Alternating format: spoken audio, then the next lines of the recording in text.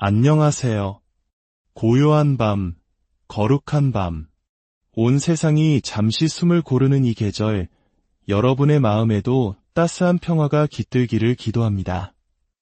오늘 우리가 나눌 이야기에 앞서 잠시 주님의 은혜를 구하는 마음으로 여러분께 작은 부탁을 드리고자 합니다. 이 말씀이 여러분의 마음에 울림을 준다면 좋아요와 공유를 통해 이 은혜로운 이야기를 더 많은 분들과 나눠주시길 바랍니다. 여러분의 작은 손길 하나하나가 누군가에게는 큰 위로와 빛이 될 수 있습니다.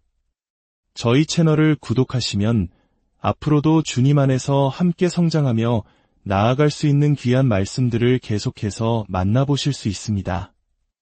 여러분의 삶에 하나님의 축복이 늘 함께 하시기를 소망하며 이제 이야기의 문을 열겠습니다. 우리 대부분에게는 크리스마스, 즉 성탄절과 관련된 저마다의 소중한 전통이 있습니다.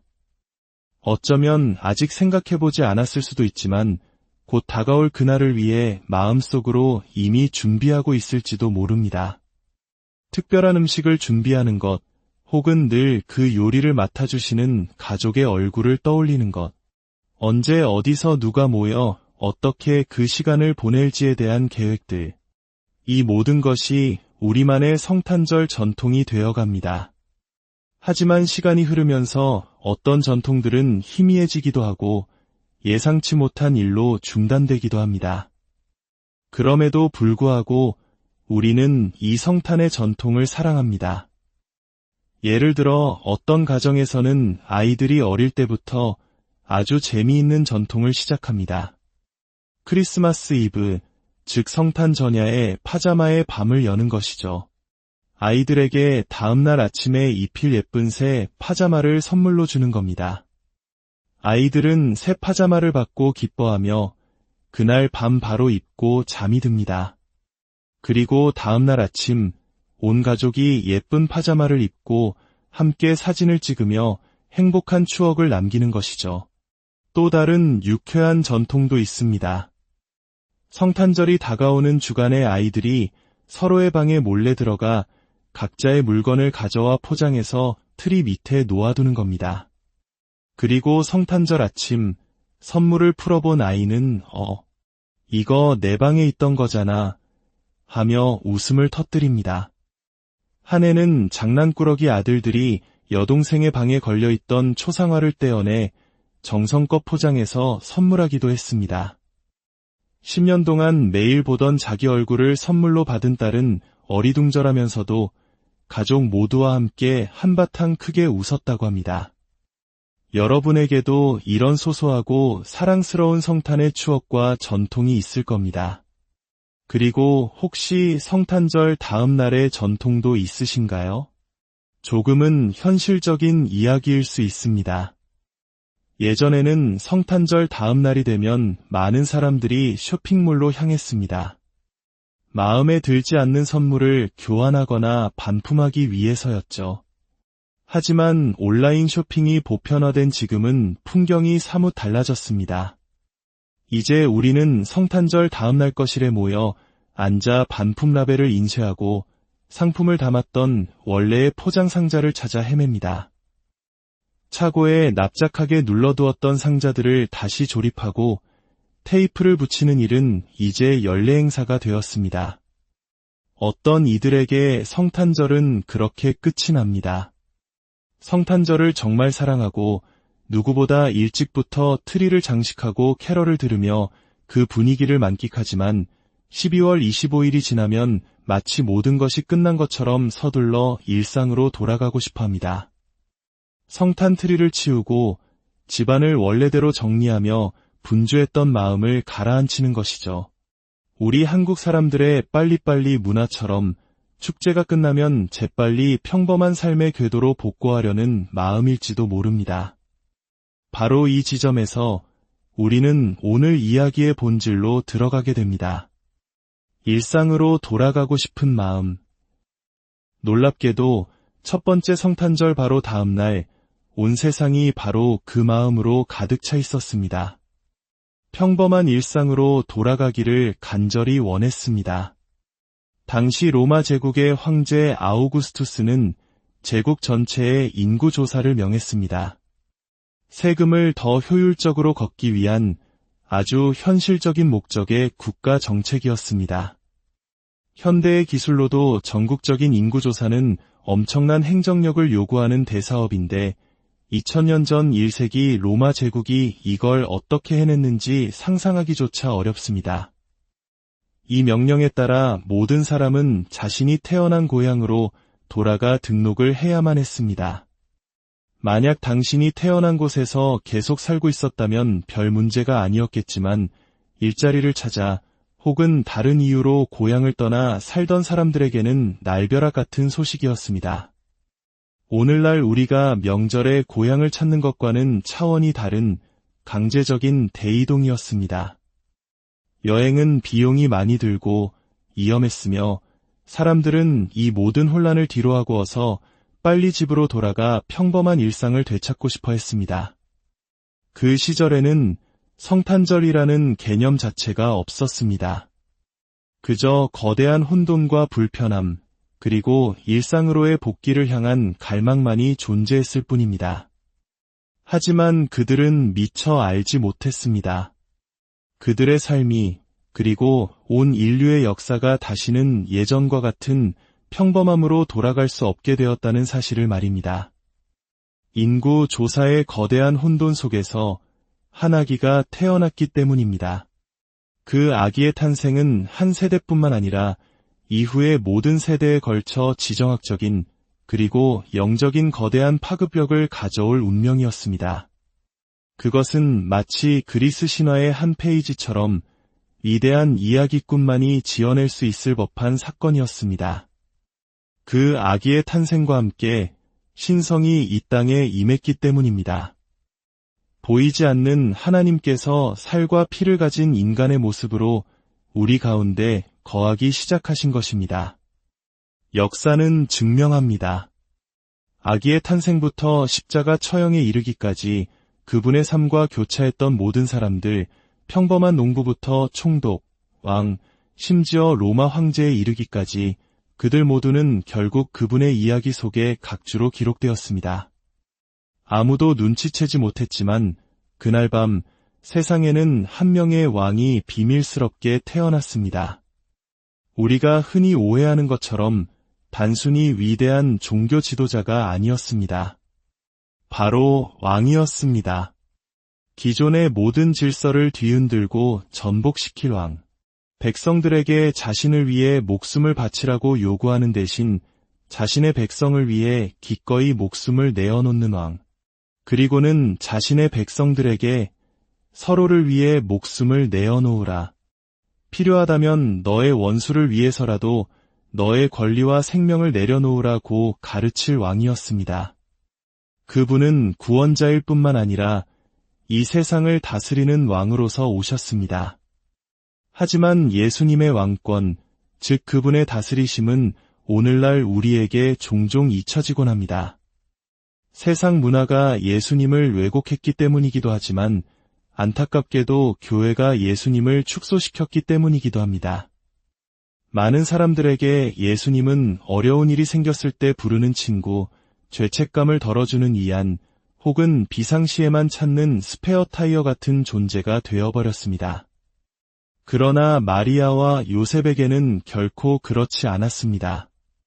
천사가 마리아에게 나타나 그녀가 잉태할 아기에 대해 설명했을 때 그 메시지의 핵심은 바로 왕권이었습니다. 천사는 이렇게 말했습니다. 두려워하지 말아라, 마리아야. 내가 하나님께 은혜를 입었느니라. 보라, 내가 잉태하여 아들을 낳으리니 그 이름을 예수라 하라. 예수라는 이름은 히브리어 예슈아에서 온 것으로 구원자 또는 지도자를 의미합니다. 그리고 천사는 이어서 선포합니다. 그가 큰 자가 되고 지극히 높으신 이의 아들이라 일컬어질 것이요. 이것은 왕에게 사용하는 언어, 왕의 칭호였습니다. 최고 통치자의 아들이라는 의미입니다. 혹시라도 의심의 여지가 있을까봐 천사는 쐐기를 박습니다. 주 하나님께서 그 조상 다윗의 왕위를 그에게 주시리니 영원히 야곱의 집을 왕으로서 다스리실 것이며 그 나라가 무궁하리라. 마리아가 낳을 아기는 단순히 죄를 용서하는 자가 아니었습니다. 그는 왕이요, 통치자요, 명령을 내리는 자요, 율법을 주는 자요, 심판자였습니다. 그리고 천사가 마지막으로 한 말, 그 나라가 무궁하리라는 말씀은 복음서와 사도행전, 그리고 인류 역사 전체를 통해 지금 이 순간까지도 펼쳐지고 있습니다. 헬라어 원문은 이 부분을 더욱 강렬하게 표현합니다. 그리고 그의 왕국에는 끝이 없으리라. 이것은 예수님께서 지금도 여전히 왕이시며 그분의 왕국은 영원하다는 의미입니다. 그리고 이 사실은 우리 스스로를 크리스천이라 부르는 모든 이들에게 매일 아침 눈을 뜰 때마다 던져지는 질문이 됩니다. 예수님은 나의 왕이신가?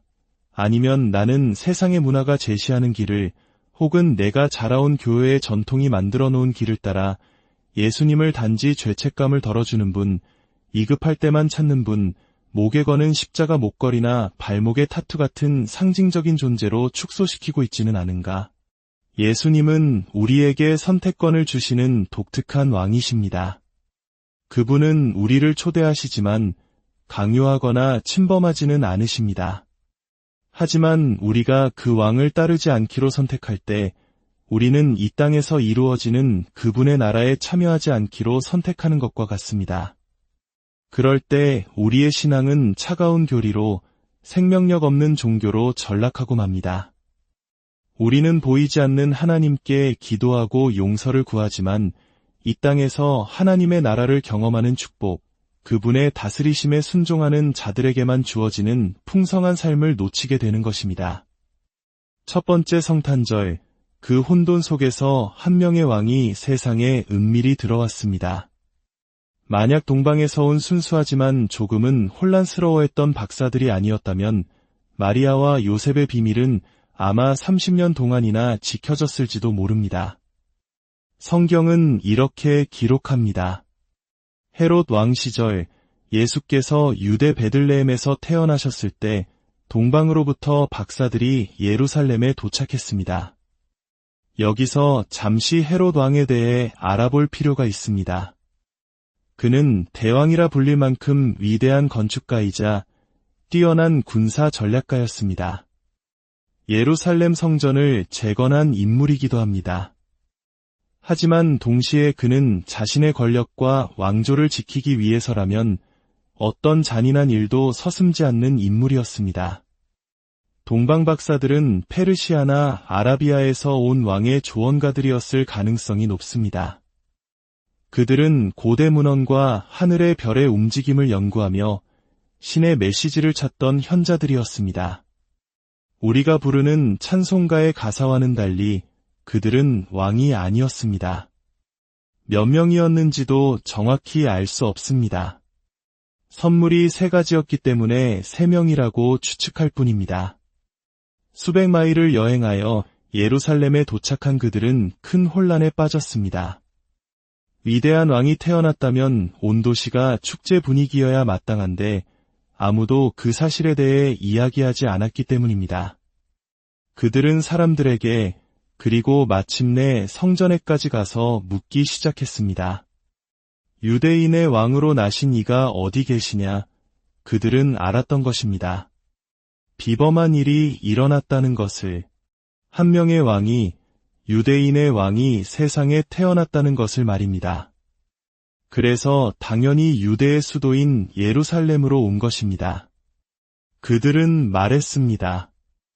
우리가 동방에서 그의 별을 보고 그에게 경배하러 왔노라. 여기서 우리는 그들이 별을 따라 베들레헴까지 온 것이 아님을 알 수 있습니다.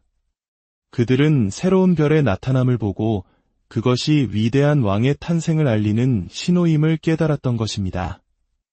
이 소문은 삽시간에 퍼져나갔고 헤롯 왕의 귀에까지 들어갔습니다. 성경은 헤롯 왕과 온 예루살렘이 듣고 소동한지라 라고 기록합니다. 왜 소동이 일어났을까요? 새로운 랍비나 선생 혹은 예언자의 탄생은 흔한 일이었습니다. 하지만 왕의 탄생은 전혀 다른 문제였습니다. 그것은 정권 교체를, 반란을, 내전을 의미할 수 있었습니다. 특히 헤롯에게 있어 새로운 왕의 탄생은 자신의 왕조와 유산에 대한 직접적인 위협이었습니다. 그는 결코 가만히 앉아서 상황을 지켜볼 사람이 아니었습니다. 헤롯은 즉시 모든 대제사장과 율법학자들을 소집했습니다. 그리고 그들에게 물었습니다. 여기서 헤롯은 아주 중요한 단어를 사용합니다. 그리스도가 어디서 나겠느냐? 동방박사들은 그저 유대인의 왕에 대해 물었습니다. 그런데 왜 헤롯은 그리스도라는 말을 사용했을까요? 메시아는 히브리어로 기름 부음 받은 자라는 뜻이며 이는 하나님께서 세우신 마지막 왕을 가리키는 칭호였습니다. 그리고 그리스도는 바로 메시아의 헬라어 번역입니다. 즉, 그리스도는 예수님의 성이 아니라 그분의 직분과 정체성을 나타내는 공식적인 칭호입니다. 바로 왕이라는 뜻입니다. 헤롯은 직감했던 것입니다. 지금 세상에 태어난 아기는 보통 왕이 아니라 예언되어 온 바로 그 왕, 하나님의 기름 부음 받은 자, 그리스도일지 모른다는 사실을 말입니다. 왕이 태어났습니다. 하지만 그들은 우리와는 달리 그 왕의 이름이 예수라는 것은 몰랐습니다. 이 점이 매우 중요합니다. 우리는 그리스도라는 칭호를 통해 예수라는 인물을 이해해야 합니다. 예수, 그분은 바로 하나님께서 기름 부어 세우신 왕이십니다. 그분은 이 세상에 속하지 않았지만 이 세상을 위한 나라를 세우기 위해 오셨습니다. 힘이 정의가 되고 가진 자가 규칙을 만드는 이 세상의 가치를 뒤집는 거꾸로 된 왕국, 즉 타인을 먼저 섬기는 나라를 세우기 위해 오신 것입니다. 헤롯은 그것을 어렴풋이 짐작했고 위협을 느끼는 것이 당연했습니다. 그는 우리가 놓치고 있는 진실을 알고 있었기 때문입니다. 왕이 태어나면 사람들은 반드시 선택해야만 합니다. 영국의 위대한 작가 C.S. 루이스는 그의 저서에서 이 선택의 무게에 대해 깊은 통찰을 남겼습니다. 그는 이렇게 말합니다. 하나님께서 이 세상에 직접 그리고 공개적으로 개입하시길 바라는 사람들이 과연 그 일이 실제로 일어났을 때 어떤 모습일지 제대로 알고 있는지 궁금합니다. 하나님께서 나타나시는 그 순간은 바로 세상의 끝일 것입니다. 작가가 무대 위로 걸어 나오는 순간 연극은 끝나는 것과 같습니다. 하나님께서는 반드시 이 땅에 다시 오실 것입니다. 하지만 그때 가서 나는 당신 편입니다라고 말하는 것이 무슨 소용이 있겠습니까? 온 우주가 꿈처럼 녹아내리는 것을 보면서 상상조차 해본 적 없는 영광스러운 혹은 끔찍한 실체가 우리 앞에 나타났을 때 저는 언제나 당신을 나의 왕으로 인정했습니다라고 말한들 무슨 의미가 있겠습니까? 그때는 우리에게 아무런 선택의 여지가 없을 것입니다. 다음번에 그분이 오실 때는 처음과 달리 아무런 위장 없이 오실 것입니다. 구유에 누운 아기의 모습도 언덕에서 가르치는 선생의 모습도 약하고 고통받는 이들을 위해 몸을 굽히는 모습도 아닐 것입니다.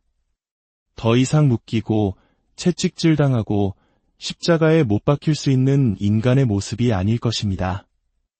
그분은 왕으로서 위장 없이 나타나실 것입니다. 그 압도적인 모습 앞에서 모든 피조물은 저항할 수 없는 사랑 혹은 저항할 수 없는 공포를 느끼게 될 것입니다. 그때는 편을 선택할 시간이 아닙니다. 그저 우리가 그동안 어떤 편을 선택하며 살아왔는지를 발견하게 되는 시간일 뿐입니다. 그러므로 C.S. 루이스는 말합니다. 바로 지금, 오늘 이 순간이 우리가 선택할 기회입니다. 하나님께서는 우리에게 그 기회를 주시기 위해 오래 참고 기다리고 계십니다. 이 기회는 영원하지 않을 것입니다.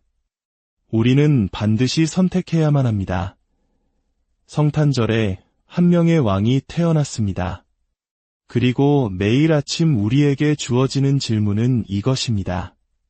그분은 나의 왕이신가? 여러분은 단순히 믿는 것을 넘어 그분을 따르라는 초대에 응하셨습니까? 헤롯 왕도 믿었습니다. 그는 메시아, 즉 하나님의 마지막 왕이 태어날 장소가 베들레헴이라는 사실을 믿었습니다.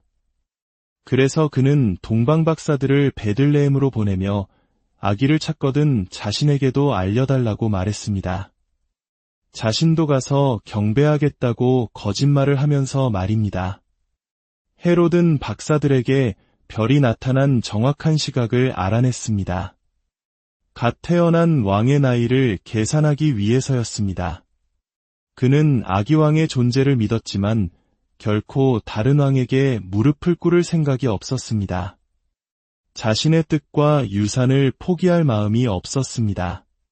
그는 세상의 왕이 비밀리에 태어났다고 믿었지만 결코 그 왕에게 순종하지 않았습니다. 하나님께서는 우리 가운데 거하시기 위해 우리 중 하나가 되셨습니다. 우리가 죽어서 천국에 갈 수 있다는 사실을 알게 하기 위함만이 아니라 이 땅을 사는 동안 하나님의 나라가치, 즉 거꾸로 된 왕국의 가치를 경험하고 다른 이들에게 보여주기 위함이었습니다. 그 왕은 몇 년 후, 그리고 오늘날까지 우리에게 동일하게 초대하십니다. 나를 따르겠느냐? 나에게 너의 삶을 내어놓겠느냐? 나를 단순히 죄를 용서하는 자, 양심의 가책을 덜어주는 자, 행운의 부적이나 마지막 비상구 정도로만 여기지 않고 너의 진정한 왕으로 인정하겠느냐? 만약 우리가 그렇게 한다면 우리는 하나님의 나라를 단순히 믿는 것을 넘어 그 나라에 참여하도록 초대받을 것입니다. 사람들이 그 초대를 진지하게 받아들인 곳마다 세상은 더 나은, 더 안전한 곳이 되었습니다.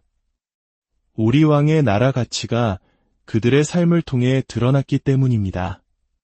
성탄절은 왕의 탄생을 축하하는 날입니다. 내일 아침, 그리고 매일 아침 우리가 눈을 뜰 때 스스로에게 물어야 할 질문은 이것입니다. 예수 그리스도, 그분은 나의 왕이신가? 여러분의 삶의 왕좌에 그분을 모시고 매일의 삶 속에서 그분의 다스리심에 순종하며 살아가는 저와 여러분이 되기를 주님의 이름으로 간절히 기도합니다. 여러분의 모든 걸음 위에 주님의 평화와